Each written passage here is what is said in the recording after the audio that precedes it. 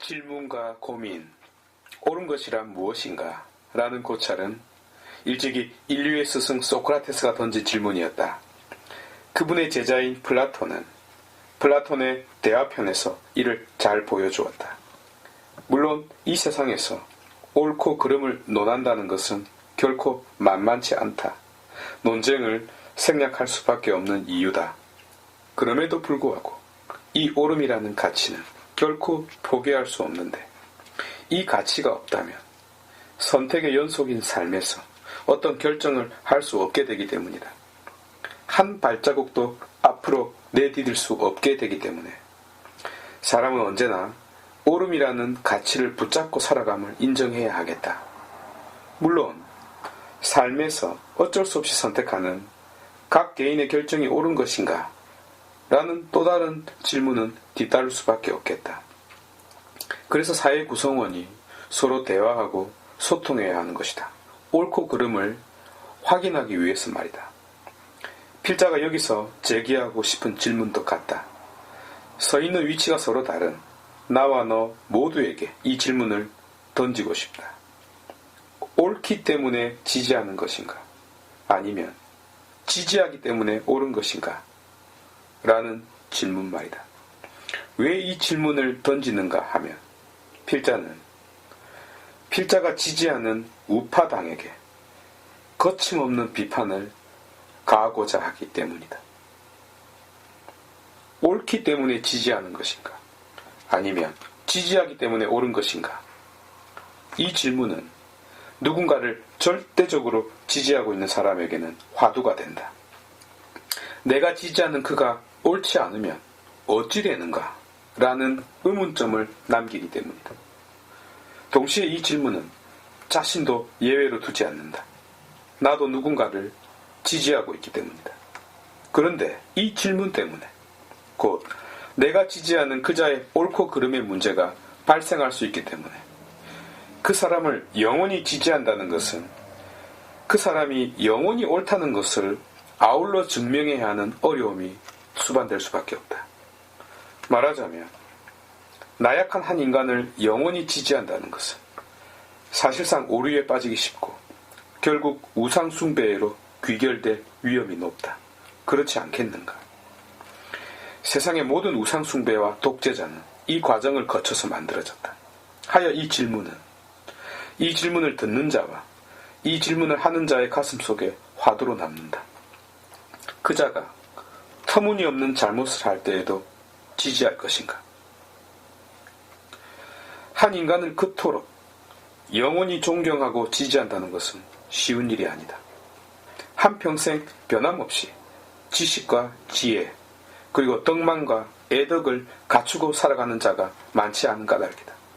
나아가 인간은 위선자이며 죄인이기 때문이다. 또 상황에 따라 달라질 수 있고 이익에 따라 얼굴을 돌릴 수 있기 때문이다. 그래서 평생 영혼의 친구 한 명만이라도 사귀고 있는 자가 있다면 그는 인생에서 성공한 자라 할 수 있겠다. 바로 이 어려움 때문에 사람들은 변하지 않는 친구, 곧 믿을 수 있는 친구를 만들어보자는 생각을 하게 되었다. 그것이 바로 조직이었다. 조직이 탄생한 눈에 보이지 않는 심리적 이유가 이것이다. 믿을 만한 친구라는 것이다. 한국과의 정당도 마찬가지다. 정당은 국민들의 친구다. 그 마음이 맞고 뜻이 서로 통하기 때문에 친구가 된 것이다. 그 친구는 지금 이 순간에도 신뢰를 주고 있다. 그래서 친구라는 관계를 맺고 있는 것이다. 그런데 그 친구가 뜻을 저버리고 마음을 바꾸어 먹는다면 어찌 되겠는가? 그 관계에 금이 가지 않겠는가? 그가 서로가 공유하고 있었던 옳음이라는 가치를 저버렸기 때문이다. 하여 옳음이라는 가치는 언제나 현재 진행형으로 이루어지고 있다는 사실을 잊지 말아야 한다. 앞서 말했듯이 지지한다고 옳은 것이 될 수 없고 옳지 않은 것을 지지할 수 없다. 이 관계가 현재 진행형으로 유지되고 있다는 것은 정치인들에게 엄청난 스트레스를 준다. 스트레스를 받으라고 이 이야기를 하고 있다 하여 명심하시길 바란다. 사람은 한결같아야 하고 일괄성이 있어야 한다. 적어도 이를 추구하고 살아야 한다. 그래야 신뢰할 수 있기 때문이다. 미국의 공화당과 민주당이 이름을 바꾼 적이 있는가? 내 이름이 바뀌지 않는 것처럼 친구 이름도 바뀌지 않는다. 그 친구는 한결같은 철학과 변함없는 이념으로 친구가 되어주고 있다. 그런데 한국 정치인들은 얼마나 이름을 바꾸었는가? 아마 앞에 바뀐 이름들을 기억이나 하고 있을지 모르겠다. 어떤 어려움이 생기면 그것을 모면하는 방법으로 이름을 바꾸어 왔을 뿐이다. 이름 바꾸는 것도 이해할 수 있다. 그렇다 하더라도 흔들리지 않는 철학과 이념은 가지고 있어야 하지 않는가? 그런데 무슨 철학이 있으며 대체 어떤 이념을 가졌는가?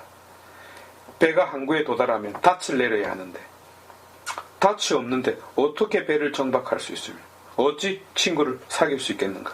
기준이 흔들리는데 어떻게 중심을 잡으며 어제와 말이 다른데 어떻게 대화할 수 있겠는가? 차라리 좌파에게서는 배울 점들이라도 있다.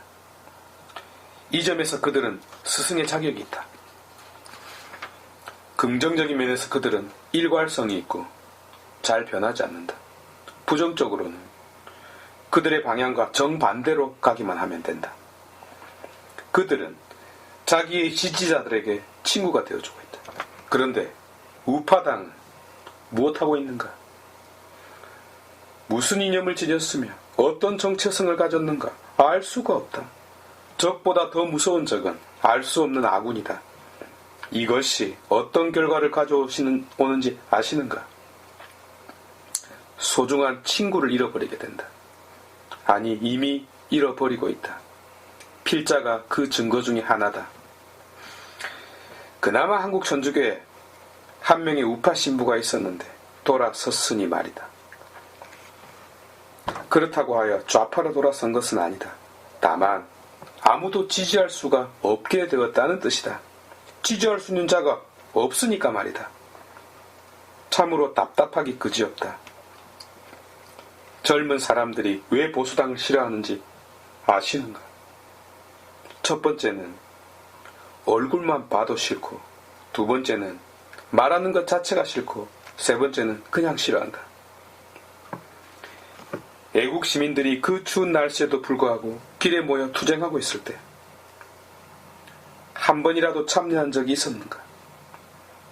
당신들은 어디서 무엇하고 있다가 이제 밥상이 차려지니까 누구보다도 먼저 밥상에 앉으려고 하는가? 그 밥상을 대하기가 부끄럽지 않는가? 밥 먹고 나서 개헌하려고 하는가? 그럴듯한 이념을 앞세워놓고 본래 자기들이 하고 싶은 일을 하려는가? 당신들을 볼 때 음흉하다는 생각이 먼저 든다. 그 다음으로 탐욕스럽다는 생각이 뒤따른다. 아마 젊은 친구들이 싫어하는 이유일 것이다. 젊은 사람들을 인재로 등용한다고 하여 젊은 사람들이 지지하는 것이 아니다. 변해야 할 당신들이 변해야 한다. 아니, 변한다는 것은 쉬운 일이 아니니 요구하지 않겠다. 그럴지라도 한 가지는 해야 했었다. 그것은 사과하는 것이었다. 이 사과는 우파 시민들의 가슴을 어루만져주는 일이기도 했다. 진심이 아닐지라도 당신들이 고개 숙여 사과했으면 우파 시민들이 받아주지 않을 이유가 없었다. 국민들은 너그러운 사람들이기 때문이다. 그런데 배신한 것은 사과하지 않고 정의를 실현했다고 주장했다. 좋다. 그렇다면 왜 돌아왔느냐 말이다. 당신들의 말대로 정의를 실현하고 중도 보수, 개혁 보수를 외쳤으면 그 이념대로 가던가.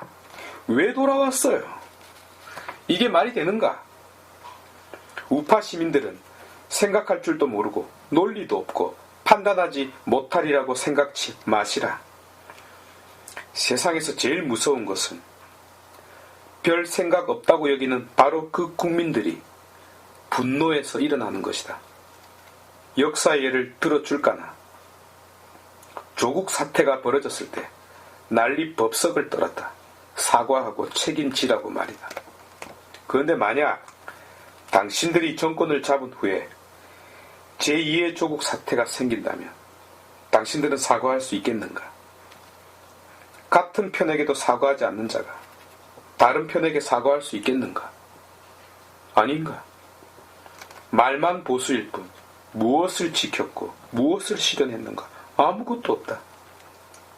당신들은 뼈아픈 분단 역사와 경제 발전 그리고 민주화의 이익을 가장 많이 받은 자들일 뿐이다.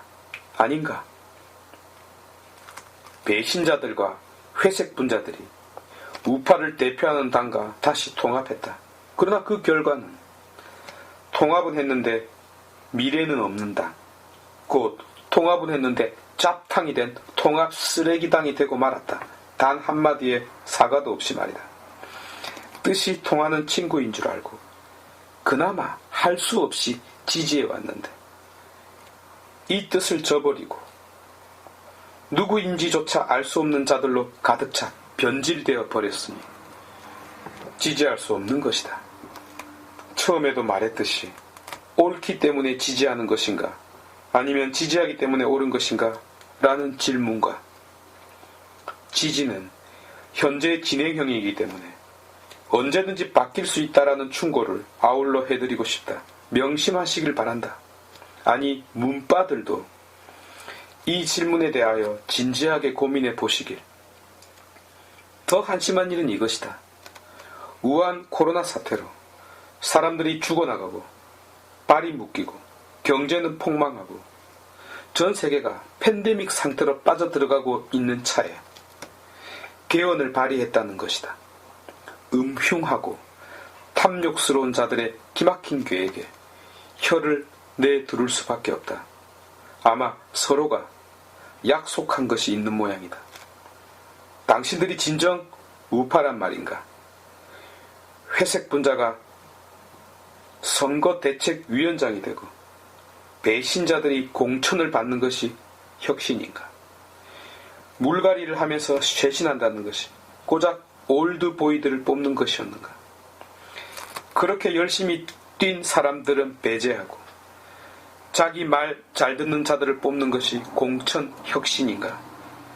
철새들에게 공천 주는 것이 통합인가? 무슨 얼어 죽을 공정성과 기준이란 말인가? 도대체 당신들은 누구세요? 필자는 이번 총선에서 우파가 필패하기를 기원하겠다. 이제 마무리할 시간이 된 것 같다. 혹자는 필자에게 왜 갑자기 우파의 분열을 시도하느냐라고 따질 수 있겠다. 나도 그러고 싶은 생각은 없었다. 그러나 앞서 말씀드렸듯이 정당은 친구와 같기 때문에 일괄성이 있어야 한다. 그래야 정당인 것이다. 일괄성이 없는 자들을 뽑는 것은 사회주의보다도 더 위험하다. 이는 필자가 논증할 수 있다. 필자가 등을 돌린 것은 필자가 돌린 것이 아니라 친구로 남아있어야 할 저들이 등을 돌린 것이다. 우파 시민들이여, 여러분들께서 생각할 수 있는 머리와 느낄 수 있는 가슴이 있다면 정말 우리 스스로에게 질문하고 고민해 보시길 바란다. 우리는 자신들만 생각하는 저들, 곧 음흉한 자들을 기쁘게 해주는 개가 아니다. 또한 자신들의 배만 채우는 저들, 곧 탐욕스러운 자들을 만족시키는 돼지가 아니다. 무엇보다 앞서 사람은 자존감을 지녀야 하고 최소한의 자존심은 가져야 한다. 이는 정당 방위처럼 다른 모든 요인들보다 앞서야 한다. 할 수 없어도 지지해야만 한다?